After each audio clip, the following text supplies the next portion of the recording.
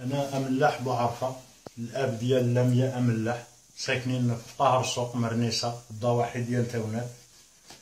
باغي نهضر على هذا البنيته ديالي، الحاله ديالها كانت عاديه. ها الصور ديالها،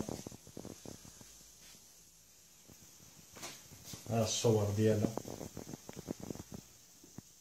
ها الصوره ديالها. دوزت مسار دراسي عادي، حصلت على شهادة البكالوريا 2016 شعبة علمية. ها نسخة من الشهادة البكالوريا، ها نسخة من بيان النقط.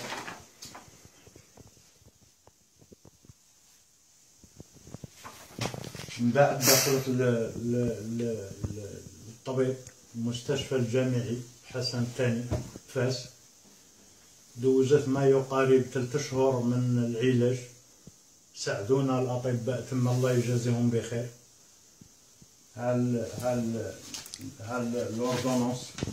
الأوردونونس ديال الدواء اللي أتشرب،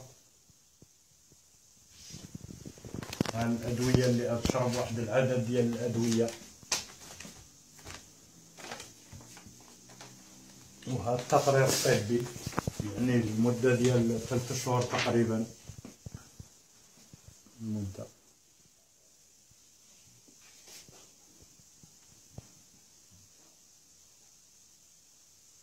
إلا أن النتيجة ما كاين شيء، النتيجة ديال العلاج ما كاينش، يعني البنت مازال تراجع. يعني الرجاء ديالنا في صاحب الجلالة وفي الجمعيات وفي المجتمع المدني يساعدونا، في وزارة الصحة يساعدونا في العلاج ديال هذه البنت. المهم حنا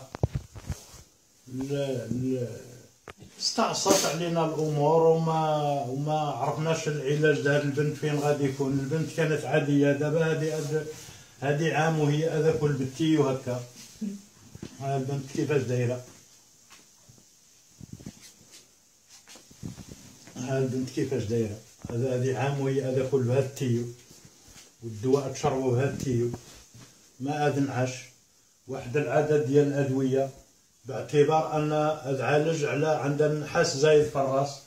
هاد التحليله ديال النحاس، هاد التحليله ديال النحاس.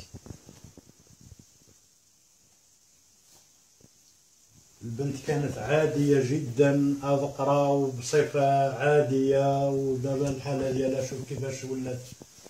ما عرفناش فين العلاج ديال هاد البنت، فين ماشي يكون هاد العلاج. حنا نطلبوا من صاحب الجلاله ومن الجمعيات ومن المجتمع المدني ومن وزارة الصحة يساعدونا في العلاج ديال هذه البنت. هادشي هو الطلب ديالنا.